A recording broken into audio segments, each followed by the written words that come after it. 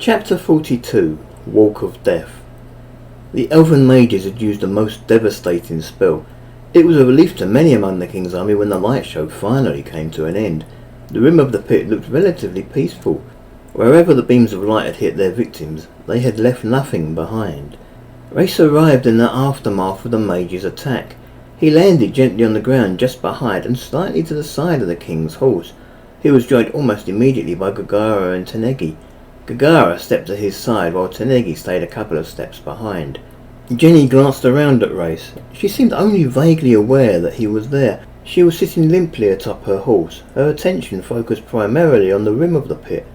"What happened?" Race asked. He approached Jenny, patting her horse gently as he reached her. "Greyfulf," Jenny said weakly, tears in her eyes. "First we lost Tia, and now Greyfulf." Greyfulf was in the pit, the king told him. "Oh," Race exclaimed, his eyes wide with shock. He let his head droop. Race had never really been too sure where he stood with his brother. Greyfulf's hatred towards harpies was well known, and yet in the later years he had treated Race as a brother should. Race couldn't cry, but he would mourn in his own way. "This is war," Libnah said. This was evidently her way of trying to comfort him. Race looked round at Libnah. He knew she was following, but hadn't seen her arrive. He inclined his head slightly, in acceptance of the truth of her words. "I'm sorry," Anita said to Jenny. She brought her horse a little closer to the queen and rested a comforting hand on Jenny's shoulder. "I know how you're feeling." Jenny turned angrily on her friend, shaking the hand free. "You know how I'm feeling? How could you possibly know how I'm feeling?" "My father was in there," Anita pointed out sadly. "He was with your brother. I fear he is lost too." "Oh," Jenny hesitated for a second, and then her face softened considerably. I'm sorry, I didn't realise." Race rested a hand on Anita's leg and patted her gently. "I'm sorry, Anita.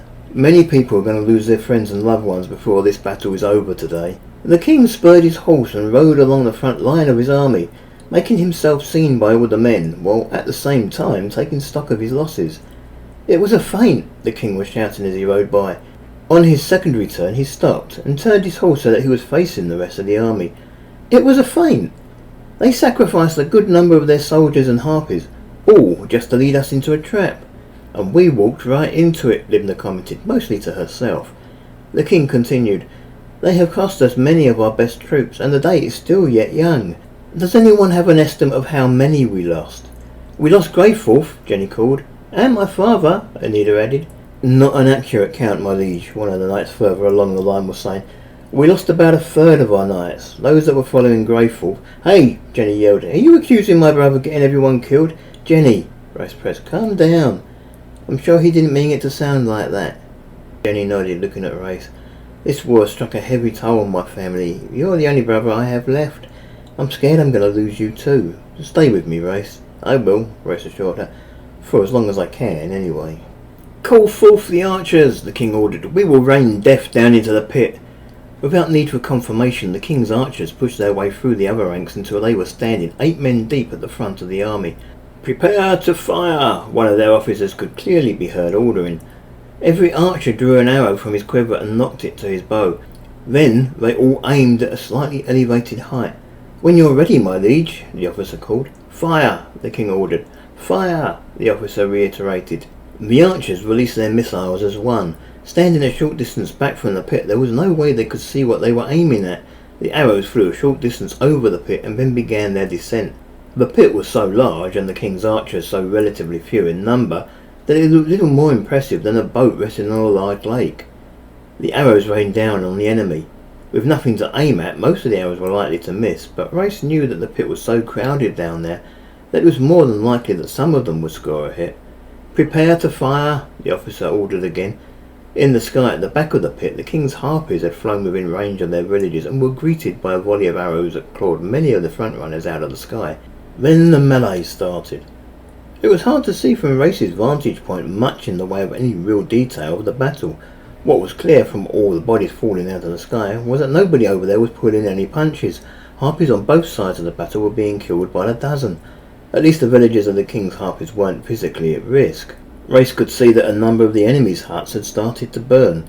Evidently Gagara had seen him looking that way, because she commented, "I wish you'd let me go and help." She sounded a little unhappy. It looks like fun. Don't lay an egg, sweetie. There'll be fun enough for all of us soon, Libnah assured her. I can hear the beating of wings, Tanegi warned. Something's coming. A moment later, Race could hear it too, the sound of huge wings beating. The sound got gradually louder by the second, nor did it sound like it was coming from just one creature.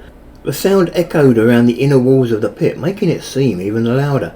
What is it? Anita said worriedly. Wyverns, Jenny replied calmly. Horse and tiger, they're going to send their wyverns at us. Be ready, the king ordered. He turned his horse to face this new threat. I want the archers to bring them down before they reach us. Aim for the elves controlling the beasts. The elves had only one regiment of wyvern riders. They had often been considered little more than a joke, or maybe a promissory note of the sort of thing of which the elves were capable. They were nothing more than a token force. There were only 24 of them, although the wyverns themselves were naturally very heavily armoured. The riders wore nothing more than the standard chainmail that was worn by most of the elven forces. Clearly the riders had to be the weak link. Seeing the mighty beast shoot out of the pit was an impressive sight to anyone who wasn't about to be on the receiving end of them. They flew in formation, and though they couldn't manoeuvre as quickly as a harpy, their overall speed was a lot more impressive. The wyverns and their riders seemed to ignore the king's army and the mass of easy targets standing around the edge of the pit. They flew towards the king's harpies, clearly trying to tip the balance in favour of their allies. Our girls will deal with them easily, Tanegi commented. I'm not so sure, Race replied. Look at them. On the back of each wyvern were 3 men. The grey uniformed rider and controller of the wyvern rode at the front. Race was unsure how the elves could control their beasts, as none of the controllers seemed to be using any reins. Behind each rider sat a pair of inquisitor mages. The frontmost of these 2 mages seemed to be concentrating constantly on something, the result of which Race guessed was the faint blue glow that surrounded all 3 elves. This left the other mage free to strike at the enemy forces. Once the wyverns had gotten close enough to their targets, the 3rd rider started to cast a wide variety of spells against the king's harpies. Some of the mages seemed to have a preference for various kinds of spells. Fire-based magic in particular seemed to be very popular. The mages weren't the only danger to the harpies. The wyverns themselves, though relatively slow to manoeuvre, had been trained to snap at their prey and could break a harpy's back easily in their mighty jaws. Likewise, their claws could snatch a foe out of the air and crush the life from her before she even realised she was in danger. Many of the king's harpies not already in close combat with other harpies tried to fight back. A few, who still had arrows and darts left, deployed them against this new threat. Most of the missiles struck the magical shield surrounding the rider and the 2 mages. The speed of the missile was suddenly arrested, and it fell, usually harmlessly, to the ground. A few of them aimed for the wyvern itself. Their arrows struck the natural armour of these mighty beasts. But even the strength of a harpy didn't seem to be enough to get through such protection. Or was it? After a few minutes of fighting these beasts and losing many of their number to the mages and the wyvern's own natural weapons, a lucky arrow struck a wyvern through the eye. The missile found its way into the creature's brain, killing it. The wyvern fell to the ground dead, with 3 very frightened elves on its back. They can be beaten, Tanegi said happily. Let's hope they're beaten soon, Race replied. I wish we could be up there to help, Gagara commented. Imagine the joy of hunting such a creature. With all the excitement of an aerial battle going on in the skies above the pit, Race almost missed the next aspect of the battle down here on the ground. There were figures climbing up the many walkways of the pit. They seemed to be in no hurry to reach the top. Once they had reached the top, they continued to advance towards the front lines of the king, not wasting any time in organising themselves first. They're human, Jen exclaimed in surprise. Escaped prisoners, perhaps? There was cheering from the king's army, and some of the peasants rushed over to aid the newcomers. Yes, they were human, and each one was armed with a short curved sword that had a serrated edge, and what looked like a tiny secondary dagger blade pointing backwards from the hilt. To Race, this rang any number of alarm bells. Why would the elves be willing to release their slaves in the first place? Why would they give them weapons? Race couldn't help thinking that at best these humans were brainwashed to fight for the elves. At worst, well, the worst of it was Race recognised the swords they were carrying from the siege of Castle Demoth. Race tried to shout a warning. They're dangerous. Don't approach them. His warning came too late. This new brigade of the dead lashed out mercilessly at the peasants who had come to meet them, and then stepped over their bodies as if they weren't there, heading towards the rest of the human army. We should retreat, Race suggested, shouting towards the king. Retreat? The king sounded more than a little indignant. We have the enemy bottled in and you want us to retreat? We can handle these traitors easily. We'll push them back into the pit as we did their elven brethren. They'll rue the day they turned against me." Then he turned and looked at the officer commanding the archers. "Pepper them with arrows. Men at arms, prepare to engage." "My liege," Royce shouted frantically, "they aren't traitors. They're dead." The archers fired their arrows and struck many of the approaching human foes, yet they seemed to do nothing. They didn't even slow them down. "Dead?"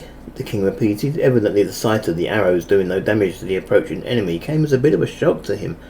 "I've seen it before," Royce called. "You can't kill them. They are already dead."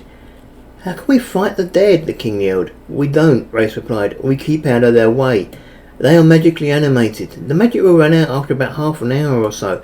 Then the dead will just collapse wherever they are standing. All we have to do is keep out of their reach, but that means we have to retreat." The brigade of the dead had already reached the front line of the army. The soldiers fought valiantly, but even the removal of such a foe's head wasn't enough to stop the thing from attacking. With every passing second, more and more of the dead climbed out of the pit and joined the battle. The archers were putting up a brave fight. The king didn't sound too happy as he gave his orders. "Archers, disengage! Everyone! We're putting back to our starting place." Then to Royce he said, "I hope the magic runs out before we run out of Ireland." "Me too," Royce agreed. As the king's army began to move back to where it had started the day, the king brought his horse over to where Royce was standing. The other leaders of the army, Jenny, Anida, Manglos and Duke Ganespa, kept close to their king. Jenny kept glancing over her shoulder. The dead weren't all that far away. "You do realise that by moving back to our starting positions we'll be giving the elves a chance to redeploy their soldiers, don't you?" the king commented. "Better that than we lose our entire army to the dead," Royce replied. He looked up at the battle being fought by the harpies and the wyverns towards the back of the pit. "I'm more worried that the sight of us retreating will make our allies think we've deserted them." "I don't think that's likely," Libnah offered. "They're too busy having a great time to notice what we're doing." Royce shook his head. He was a harpy, yet there were times he could never understand the way a harpy thought. He looked round at Libnah and asked, "What was this idea you had?" "I need to speak to the king," Libnah replied nervously. "Well, she's right there," Royce pointed out. Libnah nodded. She swallowed nervously and then said, "My king, if I may have a quick word." King Goti rounded on Libnah and looked straight at her. "It's Libnah, isn't it?" "It is, my king," Libnah acknowledged. "I have a plan that might help us in tipping the balance against the elves. I need your permission to attempt it." The king glanced nervously over his shoulder. The dead were getting dangerously close. "Perhaps we should walk as we talk." "As you wish, my king," Libnah replied. Libnah walked alongside the king's horse as they talked. Royce, Gagara and Tanegi took to the air to save their feet, but they stayed within close hearing distance.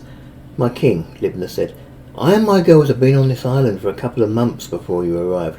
I've had a good chance to have a look around and see what's going on inside the pit, and I think that whatever it is the elves want here is located inside a huge cave that is located towards the back of the pit." "I think so too," Royce agreed. He couldn't resist a quick check over his shoulder at the following dead. They did seem to be putting some distance between themselves and the walking corpses. Royce then looked up at the battle in the sky, the harpies fighting harpies and harpies fighting wyverns.